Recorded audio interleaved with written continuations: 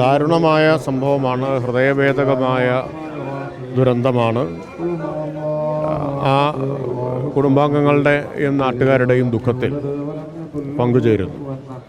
സംസ്ഥാന സർക്കാർ ഇക്കാര്യത്തിൽ ഇത്തരം ദുരന്തങ്ങൾ ആവർത്തിക്കാതിരിക്കാനുള്ള സാധ്യമായിട്ടുള്ള എല്ലാ നടപടികളും സ്വീകരിക്കും. ബാക്കി കാര്യങ്ങൾ തുടർന്ന് സാധാരണ ആലോചിക്കുന്നത് പോലെ ബാക്കി കാര്യങ്ങൾ ആലോചിക്കും.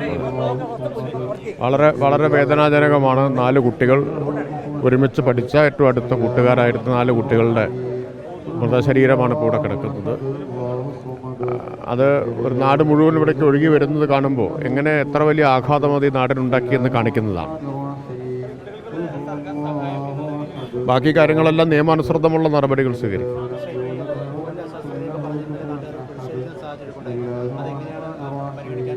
അത് തീർച്ചയായിട്ടും പരിശോധിക്കും.